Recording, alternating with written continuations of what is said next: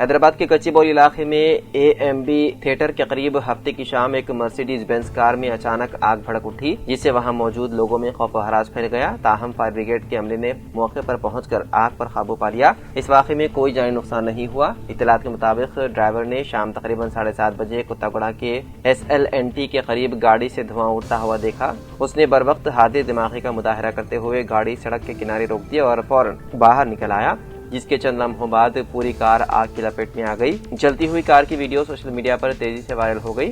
موقع پر پہنچنے والے فائر حکام نے میڈیا سے بات کرتے ہوئے بتایا ہے کہ ابتدائی طور پر انجن کے زیادہ گرم ہونے کو آگ لگنے کی ممکنہ وجہ سمجھی جا رہی ہے۔ پولیس بھی موقع پر پہنچ گئی تھی اور بغیر کسی جانی نقصان کے آگ بجھا دی گئی۔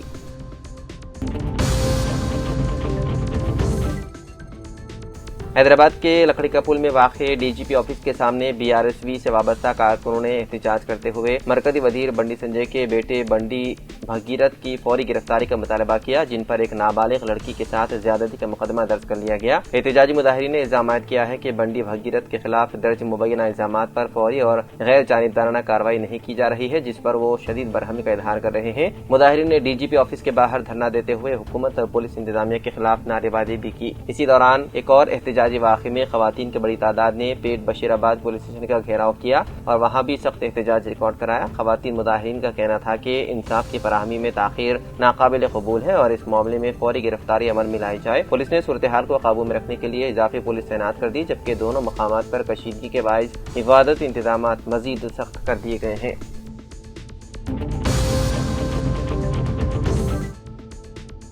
TVK یعنی کہ تملگا ویٹری کزگم کے صدر جوزف وجے نے اتوار کو تمل ناڈو کے وزیر اعلیٰ کے عہدے کا حلف اٹھایا۔ اسی کے ساتھ ریاست میں تقریباً 6 دہائیوں سے جاری دو بڑی دراڑ والی جماعتوں DMK اور AIDMK کے باری باری اقتدار میں آنے کا سلسلہ ختم ہو گیا۔ تمل ناڈو کے گورنر راجندر وشوناتھ آرلیکر نے وجے کو عہدے اور رازداری کا حلف دلایا۔ وجے نے صبح 10 بجے کے بعد چنئی کے نہرو اسٹیڈیم میں حلف اٹھایا۔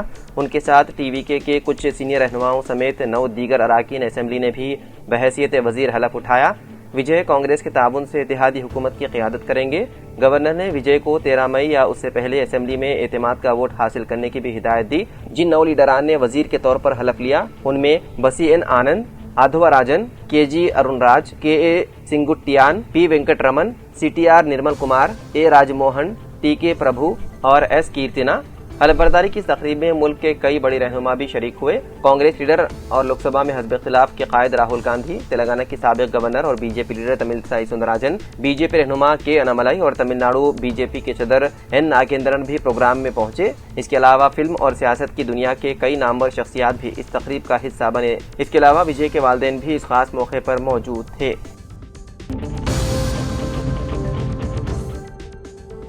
امریکہ میں ایک حیدرآبادی طالبہ سوئمنگ پول میں ڈوب کر فوت ہو گئی۔ بتایا جاتا ہے کہ ورجینیا میں مقیم وینا نامی نوجوان لڑکی 2 روز قبل فلوریڈا میں منعقدہ ایک تقریب میں شرکت کے لیے گئی تھی۔ اسی دوران سوئمنگ کرتے وقت پیش آئے حادثے میں وہ ہلاک ہو گئی۔ وینا کے والدین دیویندر ریڈی اور سونیتا حیدرآباد کے LB نگر اسمبلی حلقے کے تحت آنے والے لنگوجی گوڑا ڈویژن میں رہائش پذیر ہیں۔ واقعے کی اطلاع ملتے ہی مقامی رکن اسمبلی دیوی ریڈی سدھیر ریڈی نے متاثرہ خاندان سے ملاقات کر کے تعزیت کا اظہار کیا۔ انہوں نے یقین دہانی کرائی کہ وینا کی نعش کو جلد از جلد ہندوستان لانے کے لیے ہر ممکن تعاون فراہم کیا جائے گا۔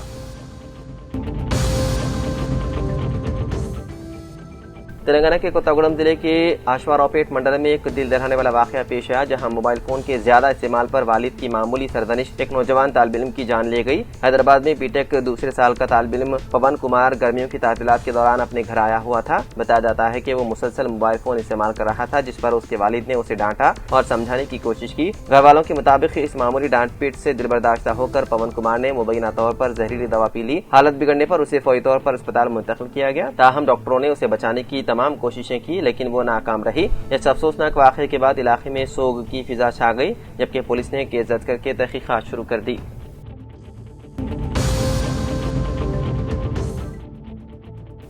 बीआरएस के कारगुजार सदर केटीआर ने मरकजी मुमलिकती वज़ीर दाखिला बंडी संजय कुमार के बेटे साई भगीरथ से मुताल्लिक सामने आए पॉक्सो मामले पर सख्त रद्द-ए-अमल जाहिर करते हुए तेलंगाना हुकूमत, पुलिस और बीजेपी को शदीद तनकीद का निशाना बनाया। अपने बयान में केटीआर ने कहा कि आखिर हम किस खौफनाक और अंधेरी सूरत हाल में जिंदगी गुजार रहे हैं कि एक 17 साल लड़की के साथ मुबैना ज्यादती और उसके खानदान को एफआईआर दर्ज करवाने के लिए 3 माह तक दर बदर भटकना पड़ा। उन्होंने सवाल किया कि मुतासिर लड़की और उसके घर वालों के साथ मुजरिमों जैसा सलूक क्यों किया जा रहा है और मरकजी वजीर के बेटे के खिलाफ दीगर पॉक्सो मुजरिमीन की तरह फौरी कार्रवाई क्यों नहीं की गई। केटीआर ने कहा कि मुतासिरा नाबालिग लड़की इंसाफ न मिलने के बायस 2 मरतबा खुदकुशी की कोशिश कर चुकी है। उसके बावजूद अब उसी लड़की को बदनाम करने और उस पर इल्जामात आयद करने की कोशिश की जा रही है। उन्होंने तेलंगाना पुलिस से सवाल किया कि आखिर एक नाबालिग लड़की के खिलाफ हनी ट्रैप और भत्ताखोरी का मुकदमा किस कानून के तहत दर्ज किया गया। उन्होंने वजीर आज़म मोदी को मुखातिब होते हुए कहा कि क्या बेटी बचाओ बेटी पढ़ाओ सिर्फ एक नारा बन गया है। केटीआर ने सवाल किया कि मरकजी वजीर के बेटे के खिलाफ क्या कार्रवाई की जाएगी और क्या उसे खुसूसी रियायत दी जा रही है। उन्होंने ये भी पूछा कि बंडी संजय कब इस्तीफा देंगे या उन्हें मरकजी वजारत से हटाया जाएगा। बीआरएस कायद ने कांग्रेस हुकूमत को भी शदीद तनकीद का निशाना बनाते हुए कहा कि अपोजिशन लीडर राहुल गांधी को जवाब देना चाहिए कि तेलंगाना में आखिर किस किस्म की हुक्मरानी चल रही है, जहां तमाम सबूत होने के बावजूद पुलिस ने फौरी कार्रवाई नहीं की बल्कि मुतासर लड़की के खिलाफ ही जवाबी मुकदमा दर्ज किया गया। केटीआर ने इल्जाम लगाया है कि आया कांग्रेस और बीजेपी के दरमियान किसी खुफिया मफाहमत के तहत इस मामले को दबाने की कोशिश की जा रही है। उन्होंने कहा कि खवातीन के वक़ार और इंसाफ के तहफ़्फ़ुज़ के लिए बीआरएस हमेशा आवाज़ उठाती रहेगी और अगर ज़रूरत पड़ी तो ऐसी लड़ाई हज़ारों मरतबा लड़ी जाएंगी।